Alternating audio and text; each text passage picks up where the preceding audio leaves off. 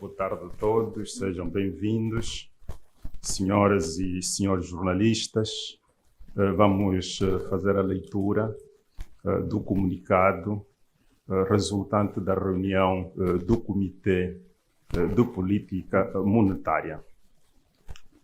O Comitê de Política Monetária do Banco Nacional de Angola reuniu-se nos dias 20 e 21 de novembro de 2023, em Luanda, tendo deliberado o seguinte: aumentar a taxa BNA para 18%, aumentar a taxa de juros da facilidade permanente de cedência de liquidez para 18,5%, aumentar a taxa de juros da facilidade permanente de absorção de liquidez para 17,5%, aumentar o coeficiente das reservas obrigatórias em moeda nacional para 18%, eliminar a taxa de custódia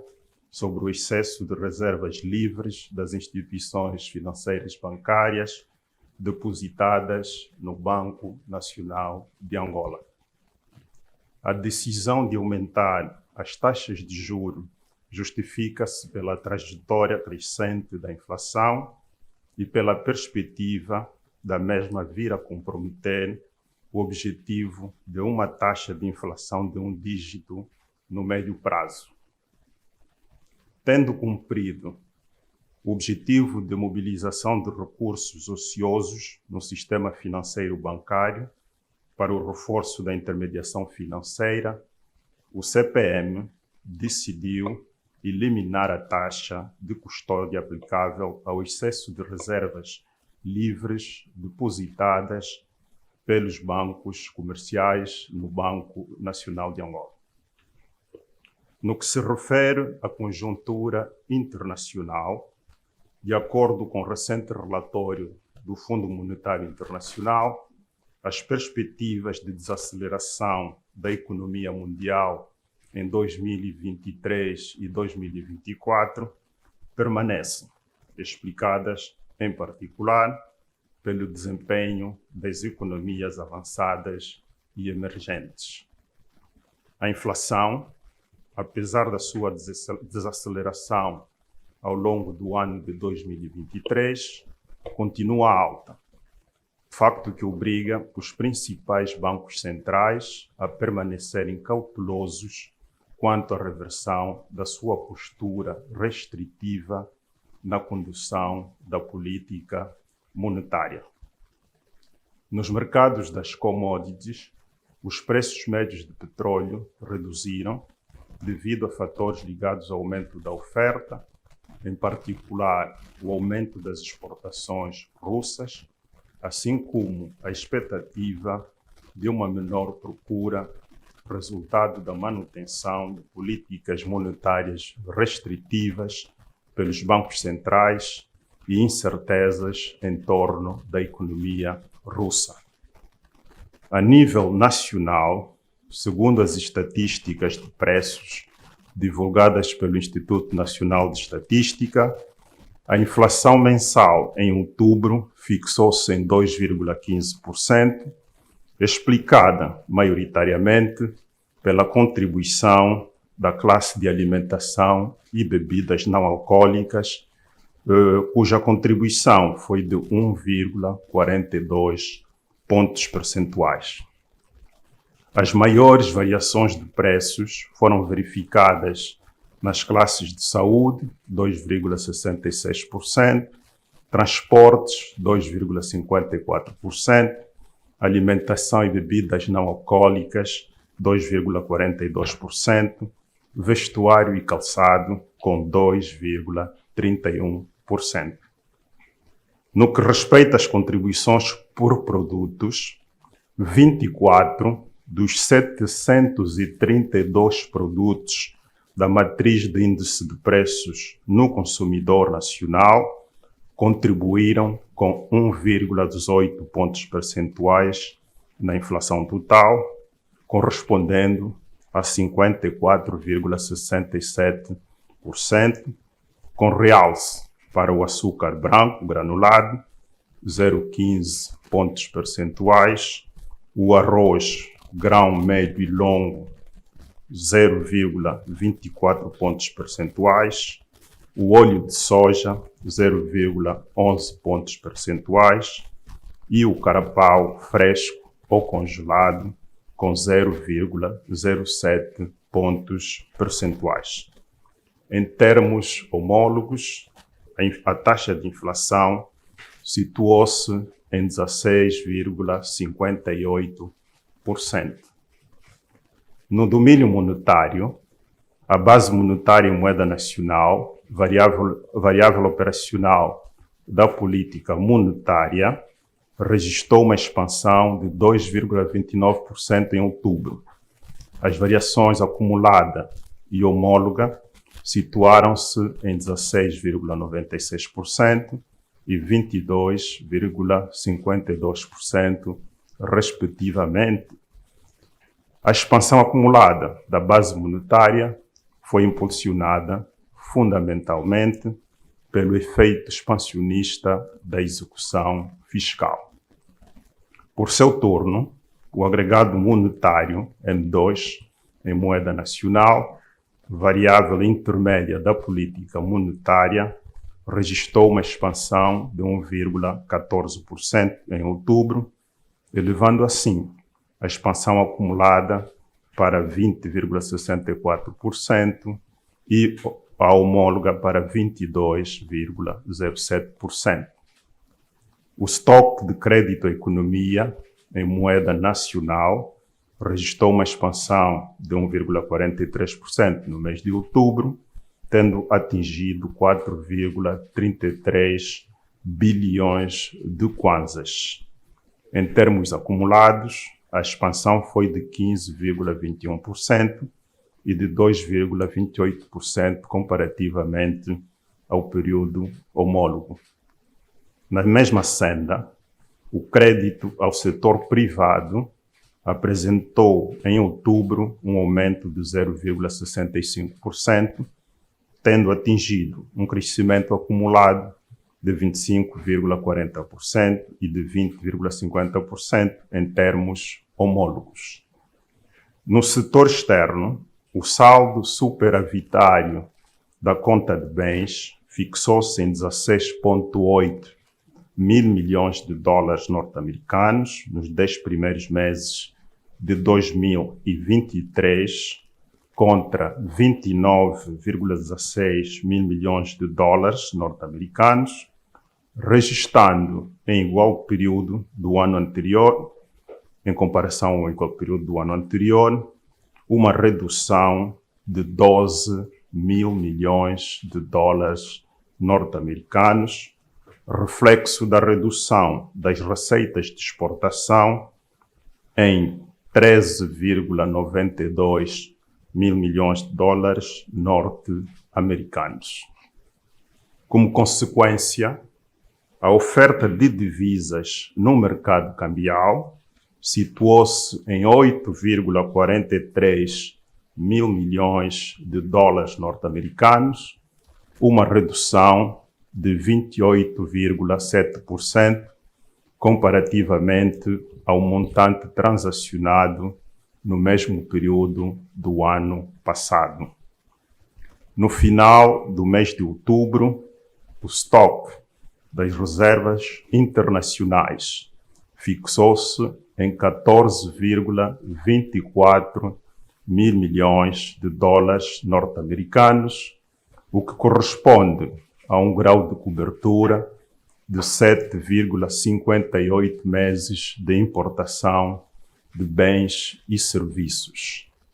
A trajetória da inflação recomenda a manutenção do sentido restritivo da política monetária, com vista ao seu alinhamento com o objetivo de médio prazo, situação que continuará a ser monitorada pelo Banco Nacional de Angola e que poderá levar à tomada de medidas adicionais, caso se afigure necessário. A próxima reunião do Comitê de Política Monetária realizar-se-á em Luanda nos dias 18 e 19 de janeiro de 2024. Acabamos assim de fazer a leitura do comunicado saído da reunião do nosso Comitê de Política Monetária e, como tem sido hábito, colocamos-nos à disposição das senhoras e senhores jornalistas para respondermos às questões que nos queiram fazer. Muito obrigado.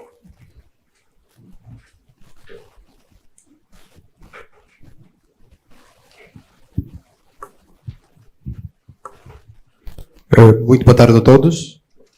Eu sou o Henrique Caniaque, do Expansão.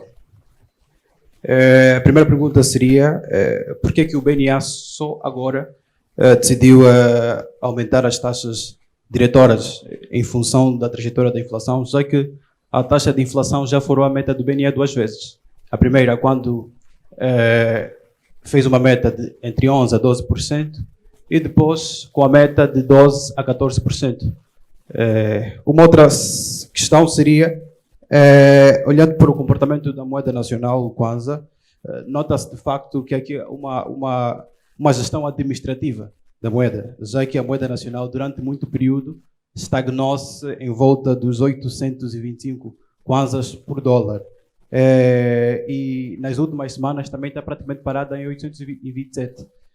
Alguns banqueiros, ouvidos pela Expansão, confirmaram que é uma gestão administrativa, com interferências diretas do BNA.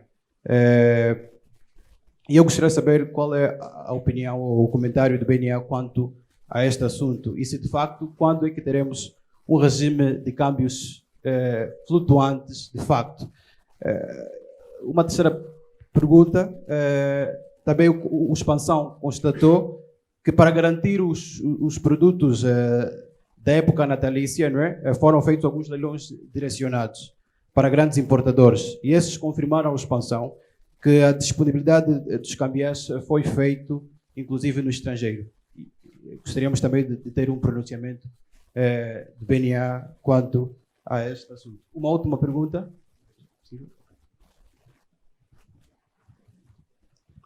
Obrigado. Matheus, Valor Econômico.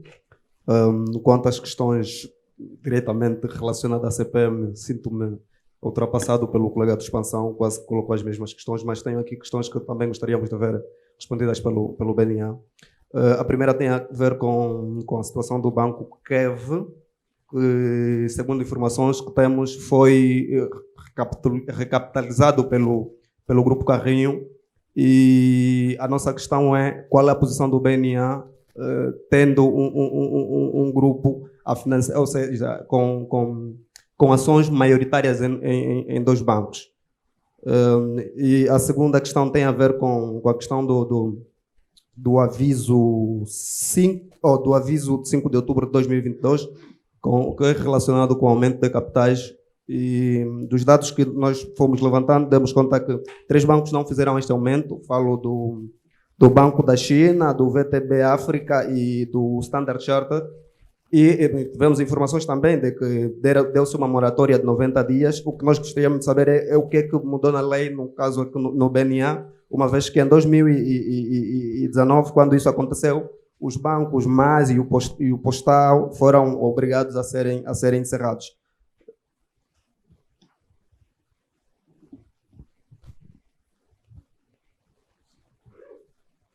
Bom, por enquanto são as questões. Eu vou então responder às questões que nos foram colocadas sobre a política monetária. Irei solicitar ao Sr. Vice-Governador Pedro Castro e Silva para responder às questões relacionadas com o sistema financeiro. No fundo, são 2 questões, mas podiam ser resumidas numa única. Relativamente à primeira questão, por que é que só agora o Banco Nacional de Angola decidiu pelo aumento das taxas de juro? É importante aqui fazermos um pequeno recuo.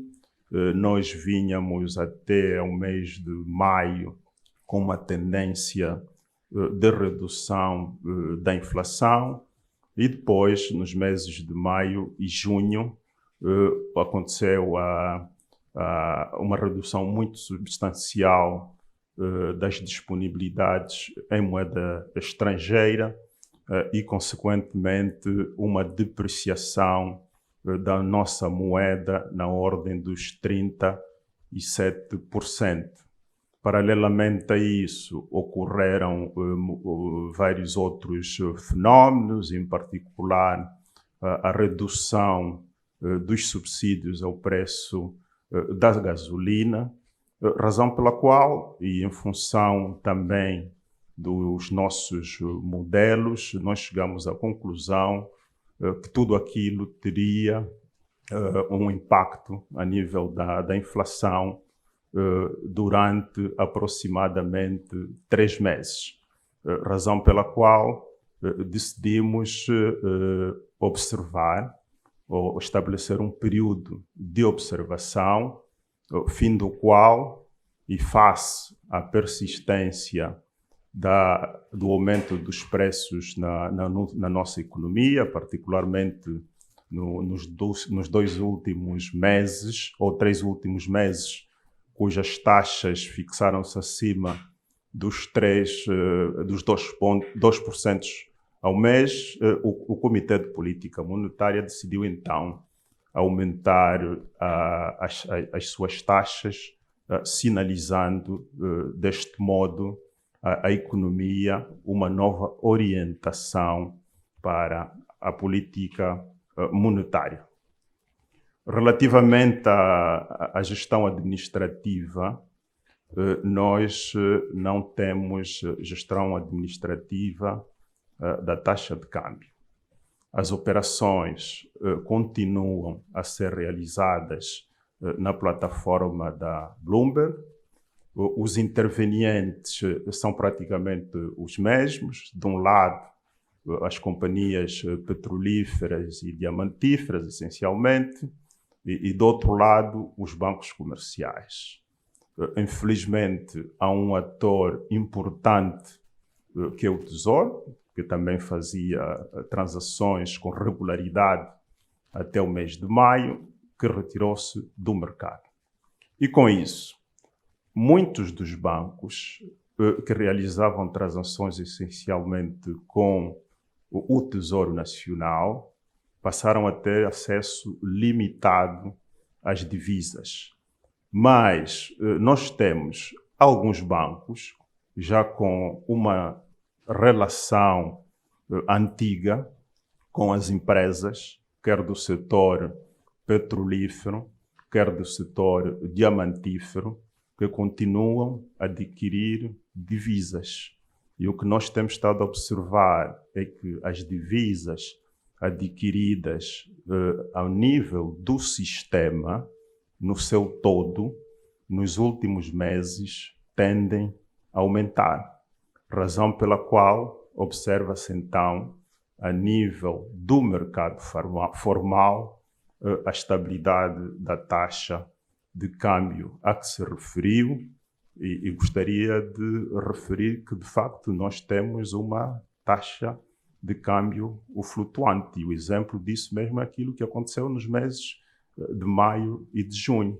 Agora, é importante ter consciência de que o essencial do ajustamento cambial, em decorrência da redução da oferta de moeda estrangeira, já ocorreu, né? Nas reuniões passadas, nós, quando fazíamos referência à redução da procura, ou da oferta, perdão, a nível do mercado, nós fazíamos referência a cerca de 40%.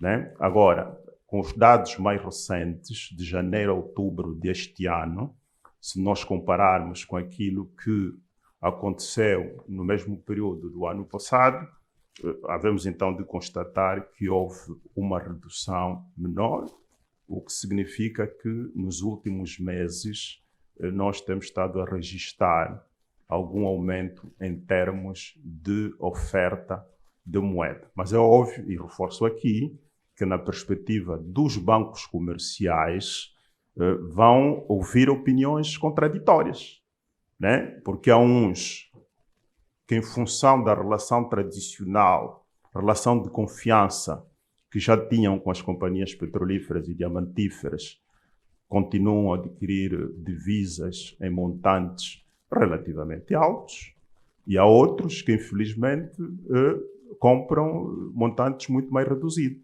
Mas é importante ter presente que, de uma maneira geral, as disponibilidades em moeda estrangeira, e os dados aqui apresentados estão aí para o demonstrar, reduziram. Nós tivemos, em termos do saldo da conta de bens, uma redução de cerca de 13 mil milhões de dólares norte-americanos. Os senhores jornalistas poderão ir ver, consultar as estatísticas do PIB em dólares de vários países africanos, e há de constatar que muitos desses países têm o seu PIB apenas, se calhar, à volta dos 10 mil milhões de dólares. E nós tivemos uma redução das nossas exportações praticamente na ordem dos 13 mil milhões de dólares. Então, o contexto mudou significativamente e todos nós temos que nos habituar a esse novo contexto. Quer dizer que aquelas situações que no passado nós tínhamos de ofertas extremamente importantes de divisas no mercado cambial, isso acabou. Estamos perante uma nova realidade. Relativamente aos leilões direcionados, bom, o senhor jornalista fez referência que teve contactos com bancos comerciais e os bancos comerciais disseram-lhe que houve leilões direcionados. Do Banco Nacional de Angola nós não temos conhecimento, porque o Banco Nacional de Angola não realizou sequer uma operação direcionada para um banco comercial. O Banco Nacional de Angola não tem nenhuma relação em termos de transação de moeda estrangeira com outras entidades para além dos bancos comerciais e do Tesouro Nacional.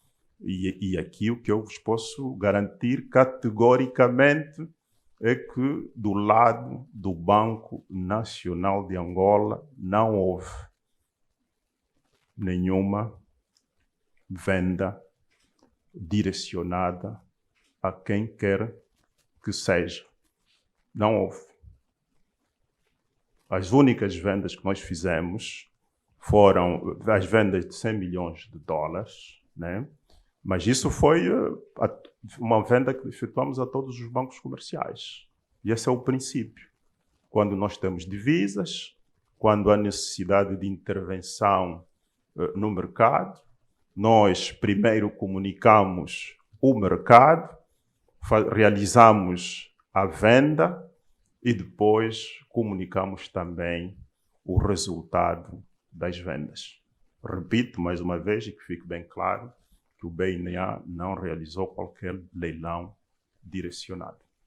Relativamente às questões decorrentes do aumento de capital, eu irei então dar a palavra, tal como referi inicialmente, ao Sr. Vice-Governador Pedro Castro e Silva. Obrigado, Governador. E mais uma vez, boa tarde a todos, jornalistas.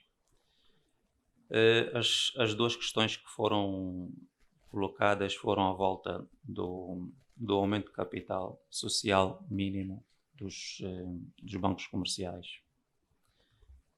E tal como dizia o respectivo aviso no ano passado, as instituições financeiras bancárias, licenciadas por nós, deveriam duplicar o capital social mínimo, isto é, passar dos 7,5 mil milhões para os 15 mil milhões de kwanzas, e tinham um ano para fazê-lo.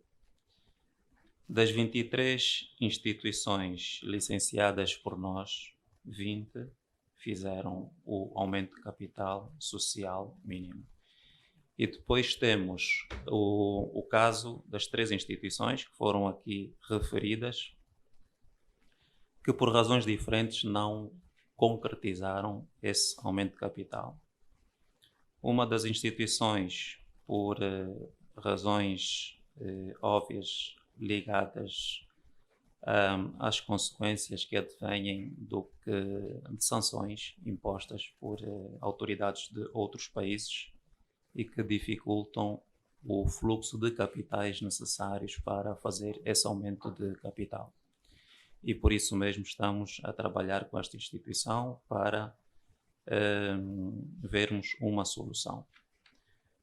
O Banco da China, por questões puramente administrativas, relacionadas com a aprovação por parte da Casa-Mãe, que levou mais tempo do que o necessário, mas nós fomos devidamente informados que o aumento de capital para satisfazer o mínimo exigido regularmente não será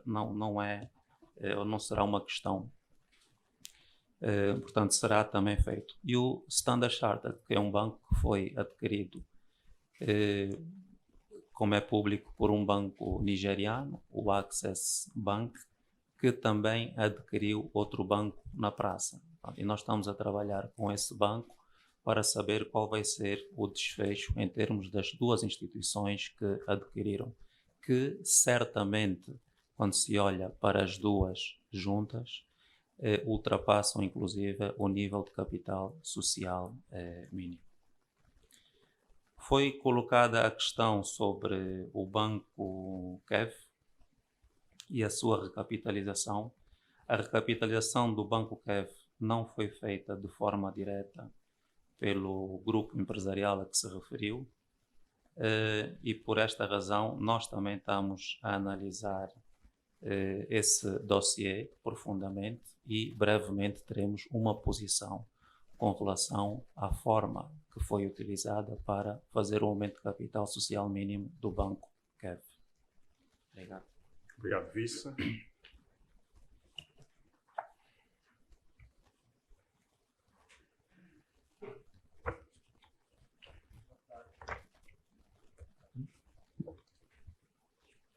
Boa tarde, eu sou o Miguel Gomes, colaborador da agência Reuters em Luanda.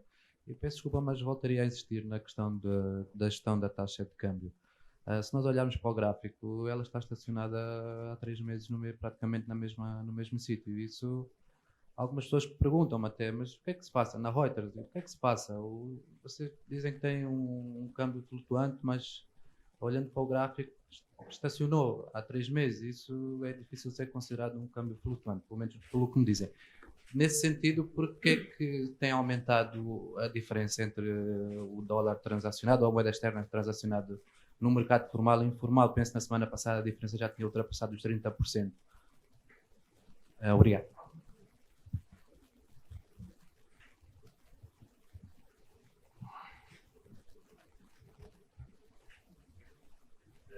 Sou Cândido Mendes, da Bloomberg. Tem aqui algumas perguntas. É que, pronto, nas 2 CPMs anteriores, nós escrevemos sempre alguns textos de divisão, falamos que economistas. Nas 2 vezes anteriores, os economistas já fizeram uma leitura do cenário econômico do país, já achavam que se devia incrementar a taxa BNA, mas o BNA só o faz agora.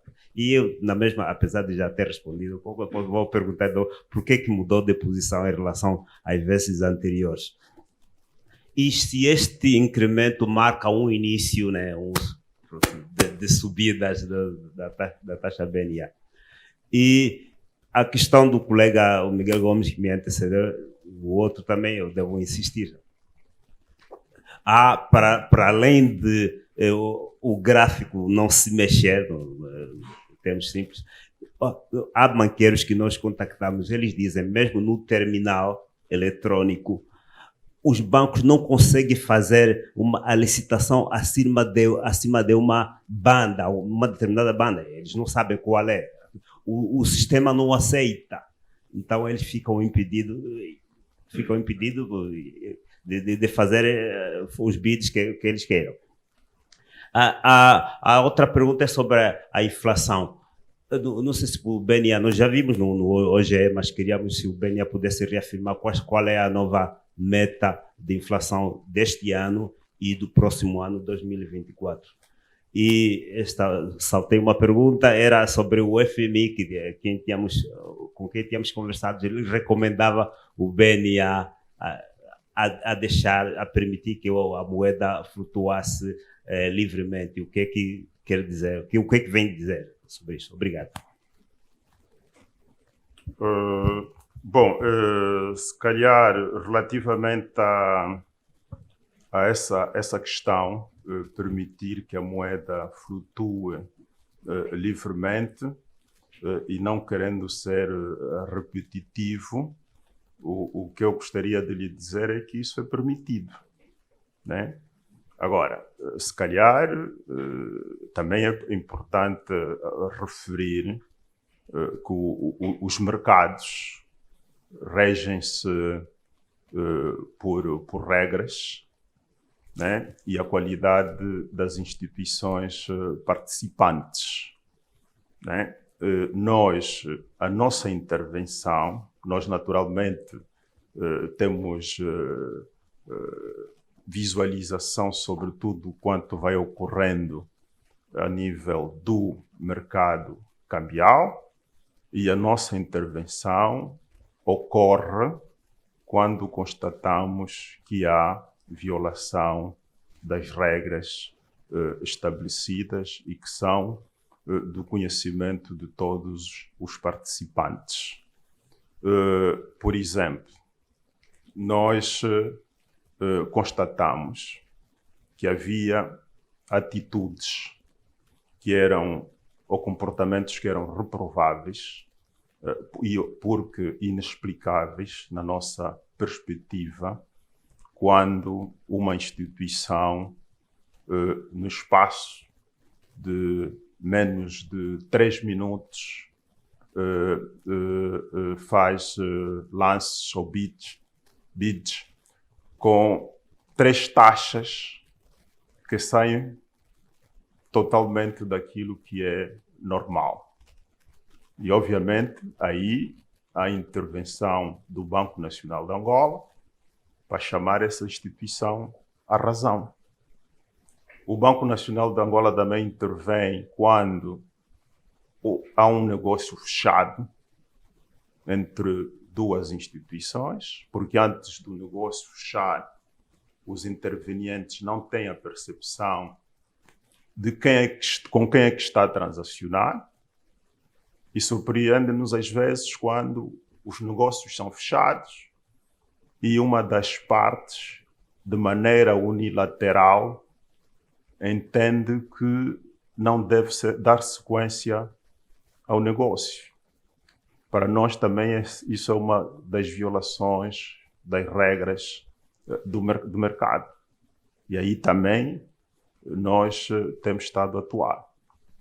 De resto, relativamente à parametrização dos sistemas, tudo que é permitido pela Bloomberg, na nossa perspectiva, não constitui violação absolutamente nenhuma, e isso existe em toda parte do mundo.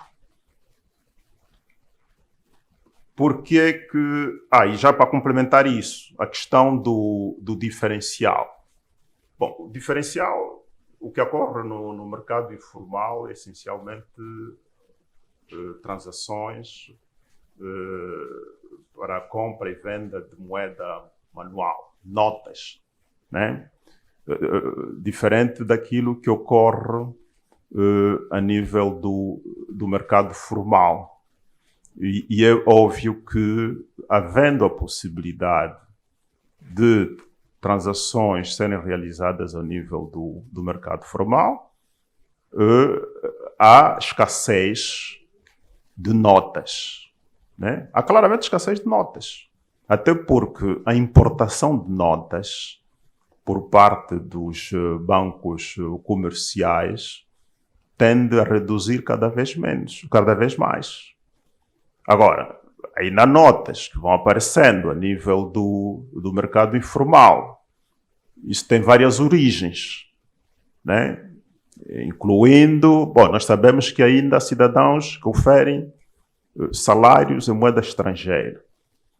Nós sabemos que há ainda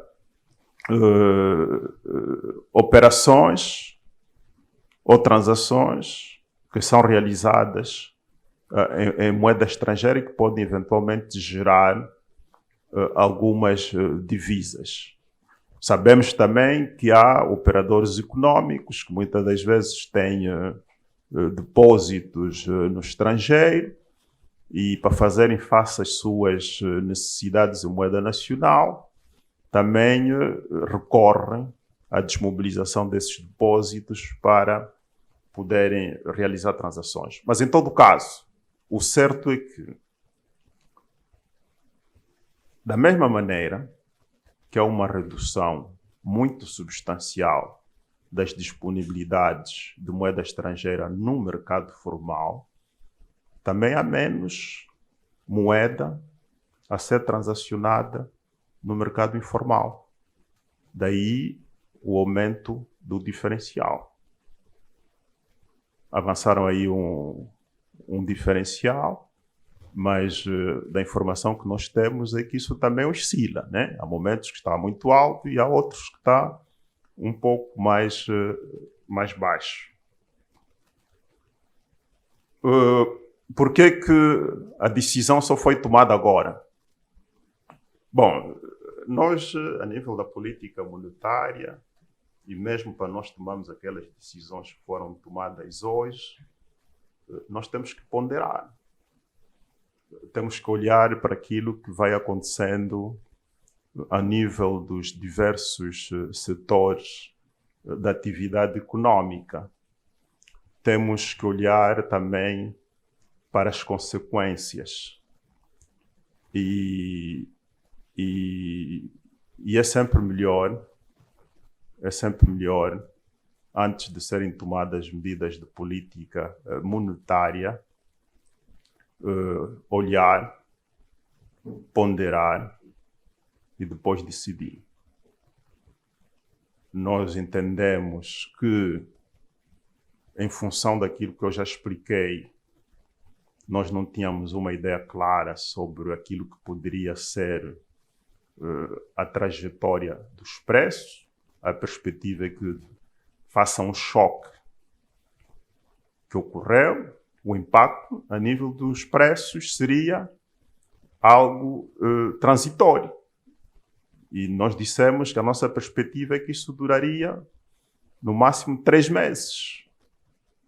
Só que, infelizmente, estamos esperando novos dados, fizemos uma nova avaliação e entendemos que é chegado o momento de tomarmos medidas que vão no sentido de uma nova orientação da política monetária.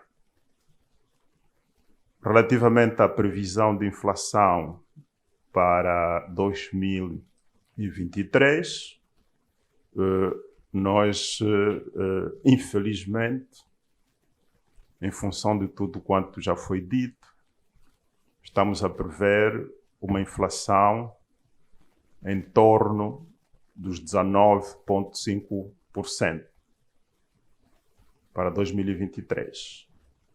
Para 2024, nós teremos a oportunidade, quando fizermos o balanço em janeiro do próximo ano, anunciarmos as nossas projeções para o ano de 2024, e aí as nossas projeções não serão apenas sobre a inflação, né? Nós vamos dar uma ideia completa daquilo que serão as perspectivas para a nossa economia no ano de 2024.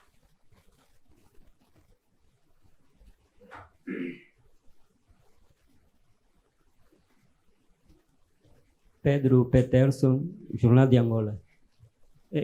Com as novas taxas diretoras do mercado, o que o BNA, de facto, está a transmitir ao mercado de bens e de serviços? E uma outra questão é o que isso pode ocorrer com a banca comercial, no mercado de bens e serviços e com a banca comercial, essas novas taxas diretoras.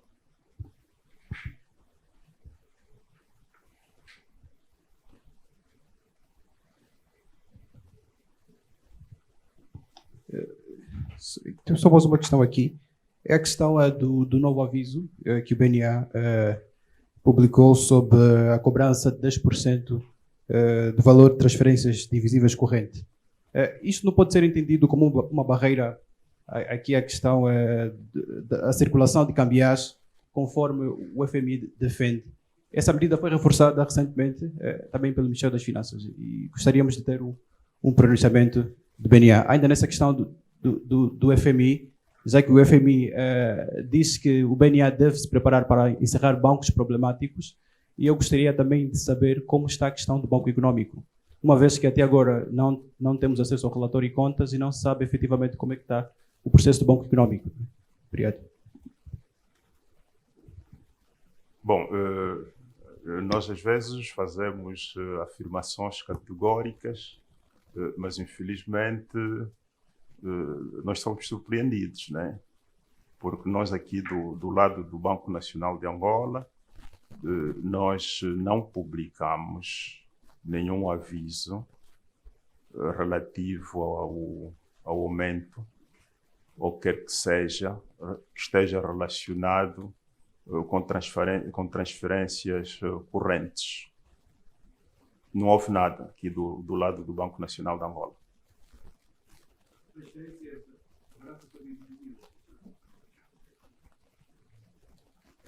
Isso não é matéria do BNA.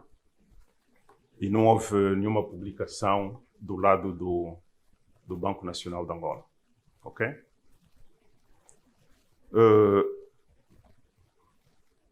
Bom, relativamente ao impacto das nossas medidas. Bom, as decisões de política, quando elas são tomadas pelos bancos centrais, elas têm um alcance à economia.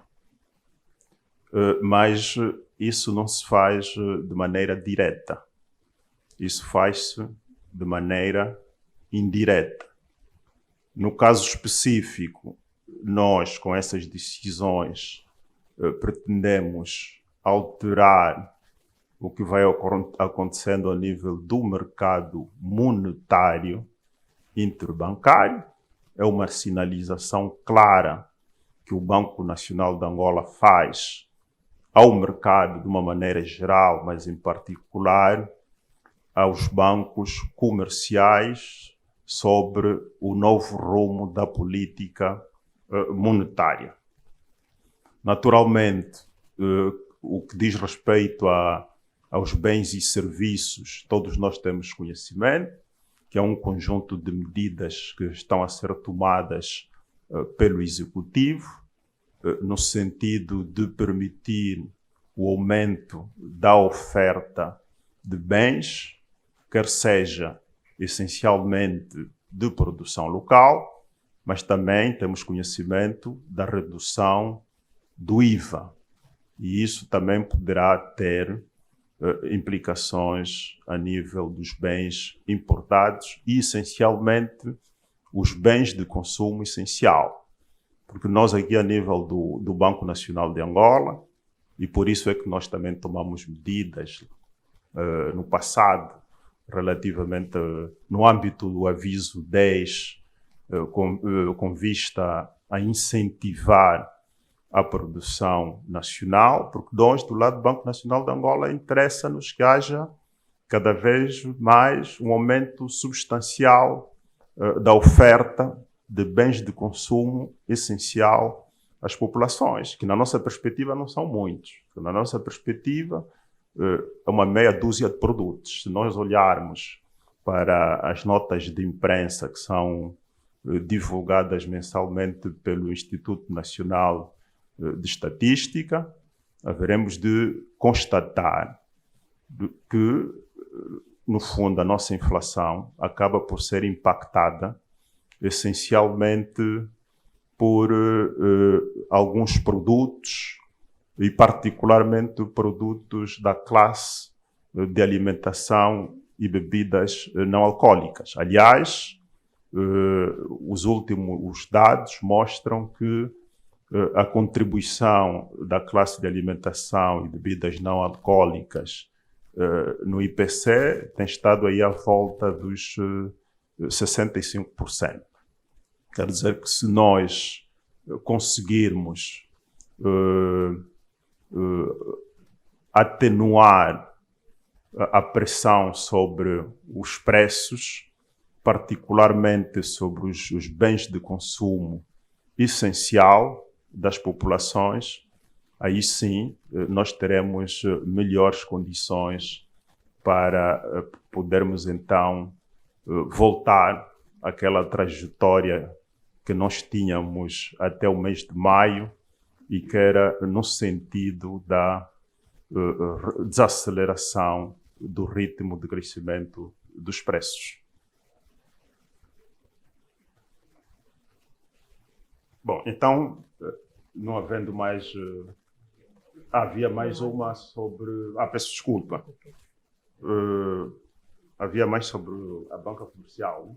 Pois, então, peço desculpa. Queria novamente dar a palavra ao vice-governador Pedro Castro Silva. Obrigado, Sr. Governador. Com relação às outras questões que foram colocadas, começando pelo impacto na banca comercial destas decisões, diria que aquela que tem maior impacto é a eliminação da taxa de custódia. Os bancos eram obrigados antes, ou tinham um custo por manter reservas excedentárias acima de um determinado limite no Banco Nacional e agora deixam de ter esse custo. A outra questão relacionada com o conteúdo do relatório do Fundo Monetário Internacional sobre a resolução dos bancos, nós temos estado a cumprir com aquilo que é recomendado não só pelo Fundo Monetário Internacional, mas também aquilo que é recomendado pelo Banco de Pagamentos Internacionais, sediado em Basileia, na Suíça. Fizemos a opção de fazer refletir no nosso quadro regulatório aquilo que são as melhores práticas do Banco Central Europeu e da Autoridade Bancária Europeia.